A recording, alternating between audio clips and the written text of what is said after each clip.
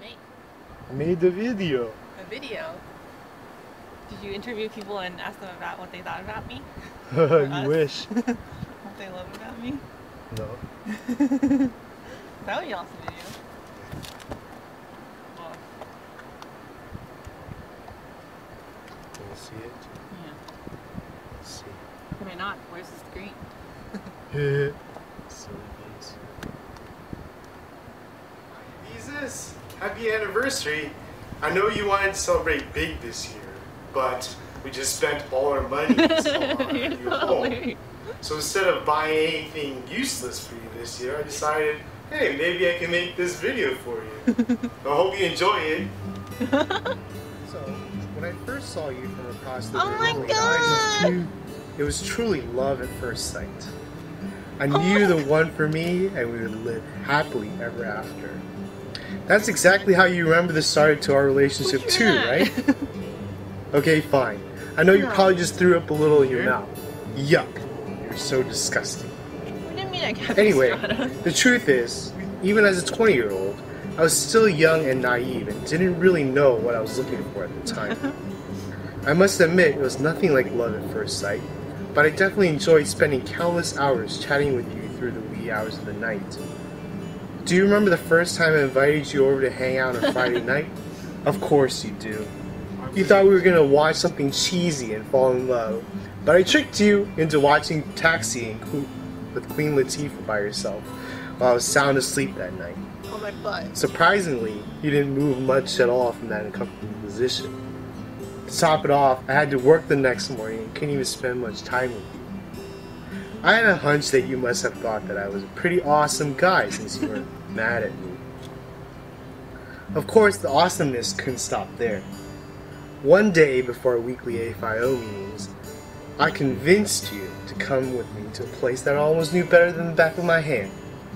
A place I've spent many long days and nights slaving away at. A place where I could order an iced triple venti half-cap soy no whip light ice zebra mocha without recourse. Wait, what? Yeah, I know that was more impressive than any gun show that I could have taken me to. Do you still remember our first trip to New York? Yeah. I'm sure you'll never forget how we stayed at a hostel deep in the ghettos of Queens. And our uncomfortably small bunk beds that were probably infested with bed bugs. The communal bathrooms had showers that would clog up and run out of hot water every night without fail.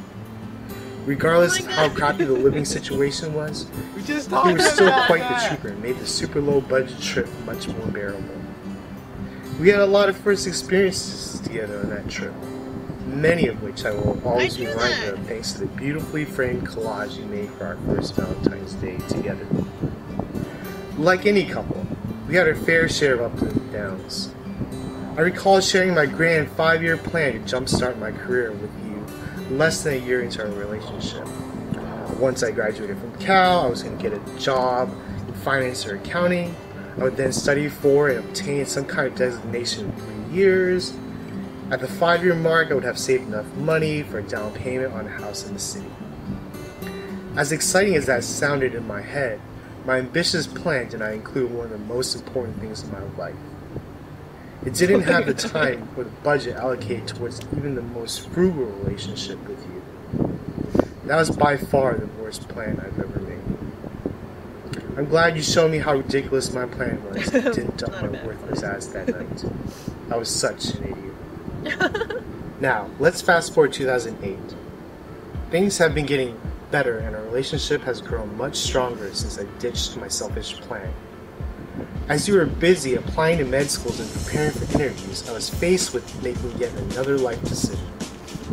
What happens if you didn't get acceptance into UCSF? I guess anywhere in California is still relatively close, but what if you had to go out of state for med school? I knew I ultimately had 2 choices. Well, no. I only had one option if I wanted to be with you. I had to be prepared to leave everything else behind and start a new chapter in our lives. With a global economic decline, I was afraid of not finding another gig fast enough. Still, I knew I was making the right decision and was excited for the challenges ahead. Of course, luck was on our side in 2009 because neither of us could have realistically asked for anything more. Your hard work paid off, kept us relatively close to our families in California. I'm also very grateful that I didn't have to worry about being unemployed during the worst time to be looking for a job. Sometimes I still wonder what our lives would have been like had you gone direction instead. I could probably make a full-length feature film out of our life story so far, but I'll spare you the pain and agony. No, just kidding. Our story is amazeballs. I'm just not the best at scripting at all. Anyway, I know you probably still believe that I wouldn't have graduated Cal if it wasn't for you. I seriously doubt there was ever a chance of me failing out of undergrad, but I am certain of one thing. If we weren't together, I wouldn't have considered going back to grad school. The measly 9 months I spent in Columbus were nowhere near as grueling as the 4 years you spent in med school. But they were definitely some of the most emotionally taxing months of our relationship thus far. I didn't expect to feel like I abandoned the better half of my soul behind when I moved to Ohio. I realized that my life is much more exciting when I get to share new experiences or even reminisce about the good times with you, who also will be my GPS and guide me to the best restaurants in town. You know this fag needs to be constantly eating. Who's gonna wipe your tears away before they fall during a sappy scene in a rom-com? Or give you a true 4D experience during a scary movie, huh? Yeah, absence definitely made my heart grow fonder. Melissa, thank you so much for being there for me throughout the years. You've always had faith in anything I wanted to pursue and taught me how to become a better person. There's no one else in this world, asterisk, asterisk, that I'd rather navigate through this thing called life with. Let's start this 10th year off. How did you do that? So before we get any older, I have just one question for you. Precisely what I plan to do.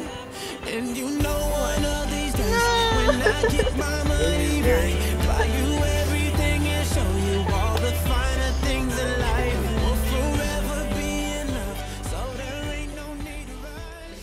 But one day I won't be able to ask you loud enough.